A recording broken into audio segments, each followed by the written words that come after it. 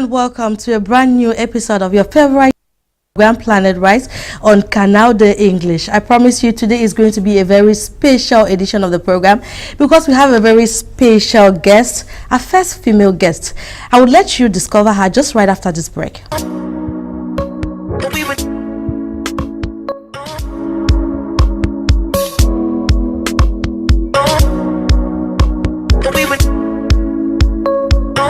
Now, our guest in today's edition of the program is somebody who has a vast experience in the field of environmental management. She bagged a first degree in geography from the University of Buea, and thereafter she joined one of the leading Cameroonian NGO known as the Environment and Rural Development Foundation, ERUDEV, where she served for 3 years as the Environmental Education Coordinator. Well, she didn't stop there. She proceeded to Germany, where she did a master's in landscape ecology and nature conservation at the Greifswald University, that's in Germany.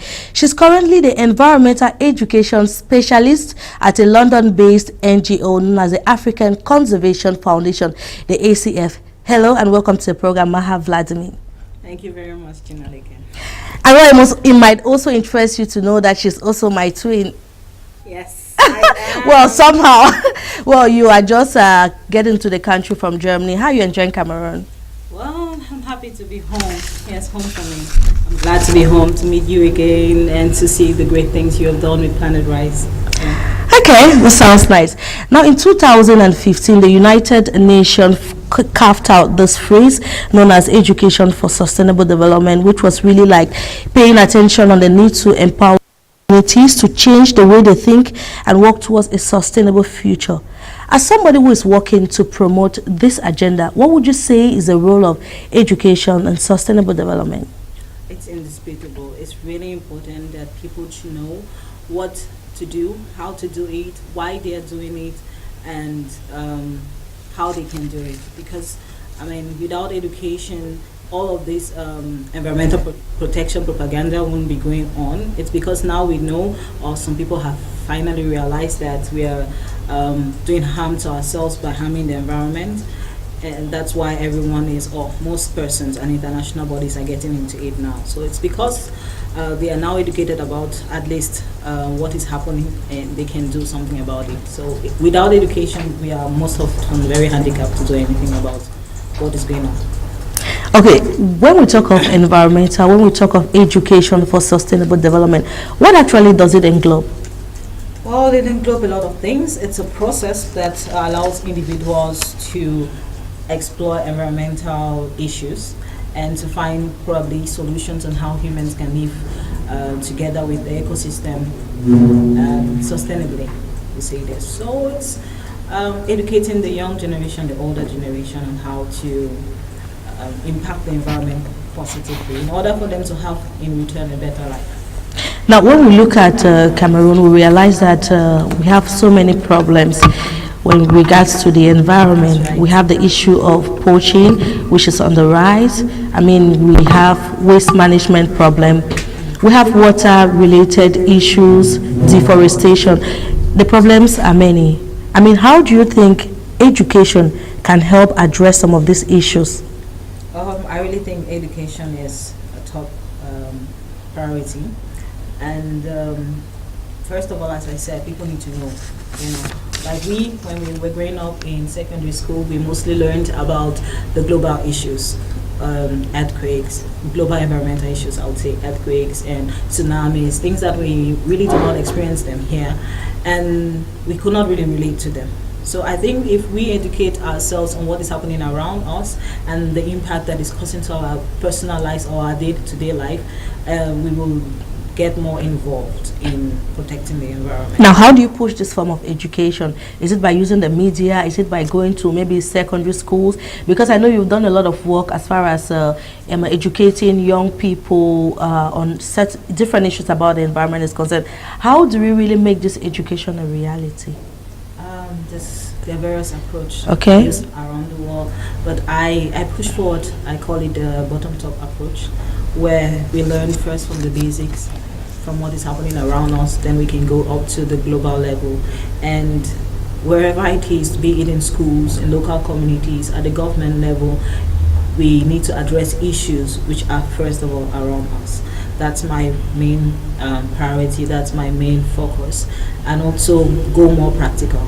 Go more practical. There's a lot of things going around. People, a lot of theory about environment, what is happening, how it happens, but little or nothing is, especially in Cameroon, I'll say little or nothing is done to equip the local communities or the individual person. Yeah, because there are a lot of people. There are a lot of people who will tell you that they cannot even contribute towards the fight against climate change because they do not even understand what it is. There are a lot of people who would dump their waste in the stream because, well, they don't really understand the implications in the water or maybe in the soil and stuffs like that. I'm just going to ask you a question. I mean, what do you think can be the role of the media in sensitizing people to really be involved in building the sustainable future we're talking about? I believe the media is a very, very strong weapon that we can use, and I'm glad that we created this Planet Rise, and I personally watch it all the time. And for me, the media will portray to the people, especially if it's a national media, I would say, so an international media, because I believe national media is that will portray what is happening right now in our environment, and people who are watching can easily relate to what is happening. And when I would say that the media that will focus on not just showing the issues, but also propagating those who are doing something about solving it, so that others get encouraged, so that others know that, okay, I'm dumping my waste, but there is someone somewhere who has found a way, I would call it a social enterprise, I say, that is able to recycle this waste. And so maybe if I know that there is something that can come out of the waste that I am just dumping around, then maybe I'll be encouraged to put it in a proper place. Also, I believe that one of the issues in Douala or in Cameroon is that there are very few waste disposal organizations. That's, I hope I'm not getting. Yeah, we are going to have time to talk more about the problem of waste, but I would like us to stay a bit on environmental education. Okay. You are developing a project on environmental education with a UK-based conservation organization, the ACF. Can you tell us more about this project? It's basically an environmental education approach, which we are trying to use 80% of what we have as time to study in schools, in secondary schools, 80% of what the clubs, environmental clubs, have as time to study on environmental issues, 80% of it to do outdoor education. And so we are creating this manual that has to do with locating local issues, local environmental crisis around the communities, and we are going to transform this into problem-solving projects. We're going to transform them into problem-solving projects, and each of these projects are going to be implemented by the schools. So it's a big global idea, which is going to begin in Burkina Faso. And you're not going to bring it here in Cameroon? Of course I'm going to bring it in Cameroon. Everyone keeps asking me, you're Cameroonian, why did you start in Burkina Faso? Good question. So why did you have to choose to start with Burkina Faso? Okay, as you know, Regina, I did my 4 months internship, let's say practical in Burkina Faso, and I found out that these people are really suffering from from especially climate change. A lot of things is happening in Burkina Faso. We still in Cameroon have the luxury to have our forests, our animals, and a good weather or a place to go to the beach. Burkina Faso are landlocked. They have practically very minimal rainfall, and even where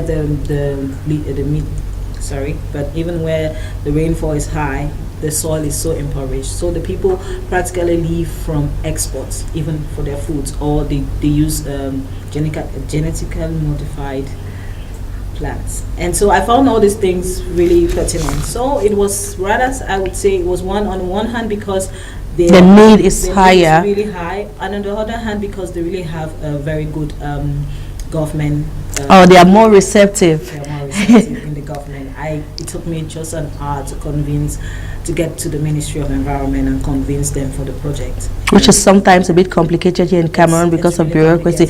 But please, that should not stop you. We are hoping to have that project here in Cameroon. I mean, if we can be able to empower the young people to understand the problems our environment is facing and how they can be a part of the solution at this very tender ages, I think it's really going to go a long way to bring solutions to some of the most crucial environmental problems. Now, we are going to continue with this discussion, but we are going to digress a little bit, and we are going to talk about Moringa. Okay, fine. I understand that you've worked extensively on the plant Moringa oleifera, and you just mentioned there that you carried out your master's project in Burkina Faso on the cultivation and the commercialization of Moringa, which I would say is doing very well in that part of the country, in that part of the continent. My question is, why do people call it a miracle plant? Straight question, a straight answer: because of its health benefits and its nutrition benefit. That's just with Moringa. You can do anything with it. You can. It helps boost your immune system. It helps in so many things, and people are still discovering even new ways of using Moringa, or new ways of improving their life or their health situation with Moringa. And this is it. That's why it got so many names, but this particular one is because of its health benefits. Now, what is it that is so special about the plant? Do you know some of the properties that make the plant really special that people need to consume this plant? Because around Cameroon, we are going to have the opportunity to watch a report. People know about it, but maybe the level at which they consume it is not really that high. Probably because they are not really aware of some of these components in the plant. What are some of the components in the plant that make it so rich? Moringa as itself, there are various things. You can use the leaves. You can use one very special thing about it is you can use all the plants, all the parts of the plant for various things and for various diseases and to prevent even some diseases.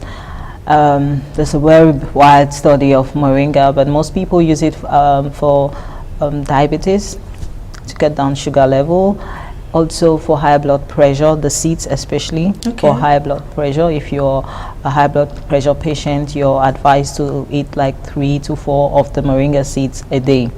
And what it does is, if your blood pressure is high, it brings it low, and if it's low, it takes it high. It's one medicine to do the both. Okay, that's really interesting. After your study in Burkina Faso, what is it that, because from our previous discussions I understood that the cultivation and commercialization is really at a level that a lot of people, especially the women, are making a lot of money from it, which is something that is not really the case in Cameroon.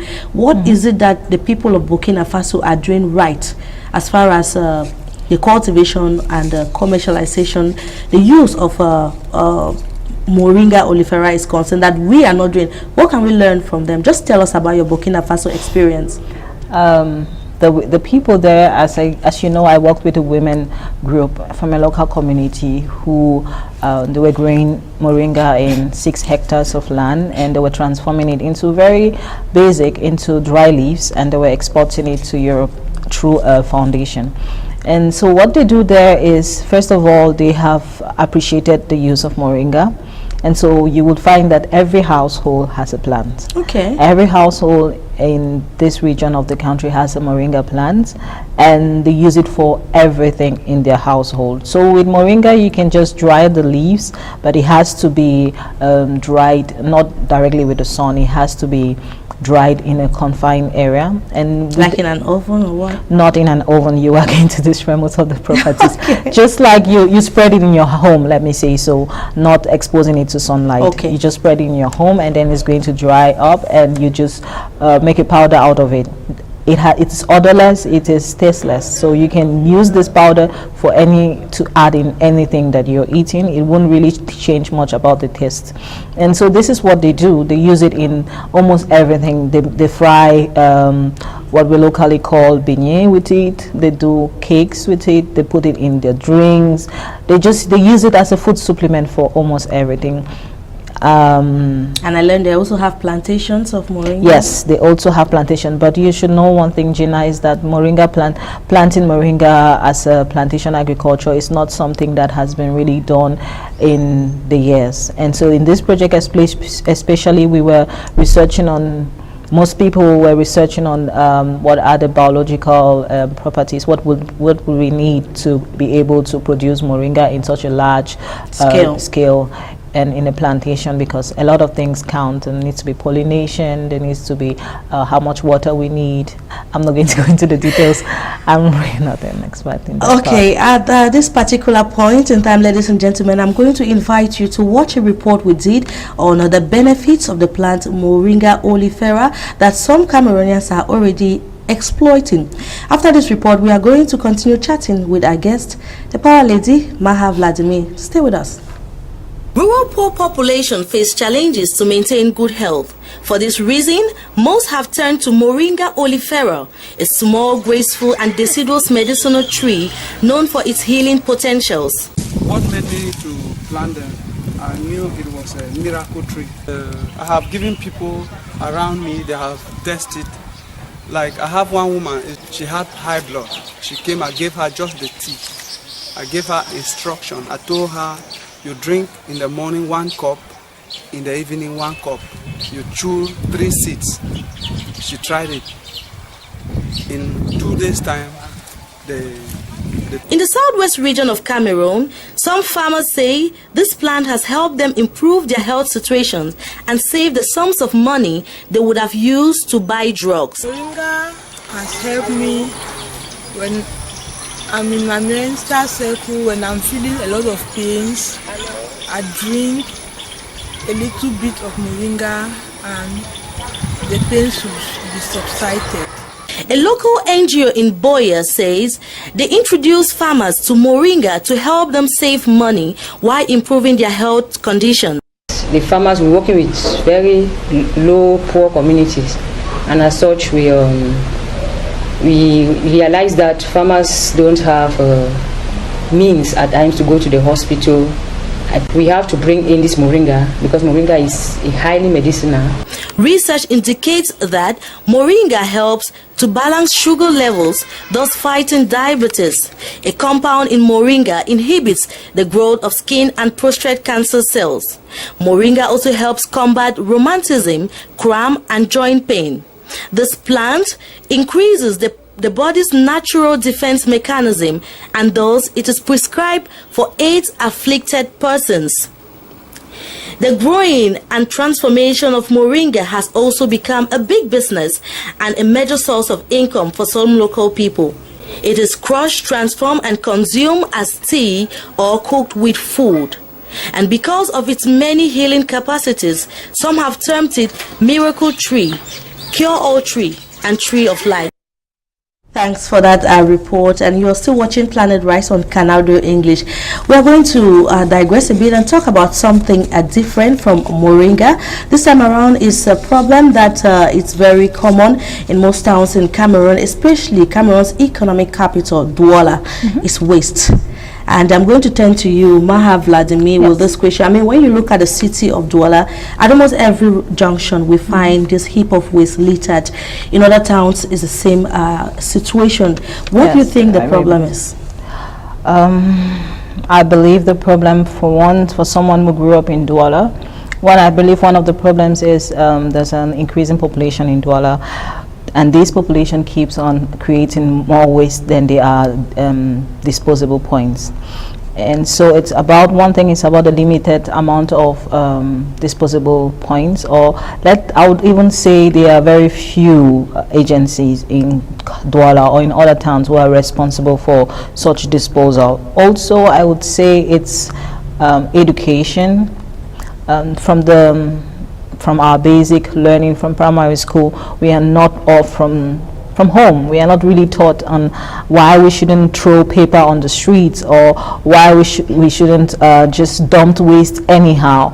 And if you don't teach children at this age, they will grow up thinking that throwing dirt on the street is normal. And now, even if they are disposable points and these people are not educated on why they should dump it in the bin and not on the streets, it will still be much the same. Okay, now you visited Rwanda some some years back, which is described to be one of the countries that has succeeded with regards to waste management. And you currently live in Germany, where I guess the situation should not be like in Cameroon, where we have waste littered everywhere. What can we learn from these countries in terms of waste management to keep our cities clean? Rwanda, first of all, hit me really special, because when I went to Rwanda and I had this plastic all over my luggages, I had to take them off at the airport. And so when I asked them, they said, oh no, in Rwanda it's prohibited to have non-degradable plastic waste within the country. And immediately I step into the country, you can't buy anything with plastic. Everything is packed in paper bags, disposable and degradable paper bags. And the people also have realized that after the genocide, they needed to make an image of their country. So the first image and the impression they want to give everyone is that they are clean. And that's one thing about Rwanda.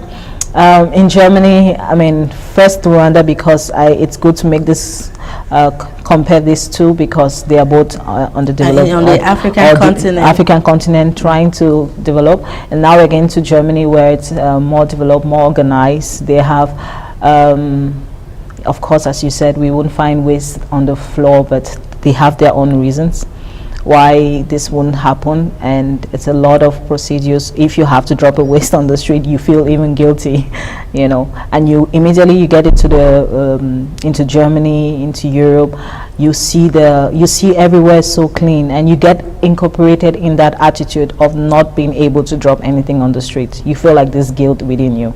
And we were talking yesterday, and you told me that in some neighborhoods, you know, you have a company which is in charge of managing the waste of a neighborhood, and there's education in schools telling children how, you know, they could separate their waste right from home. Maybe you want to enlighten us more about that, because I think it's important to highlight this these positive aspects of other nations, because we can always learn from such examples and make our country better.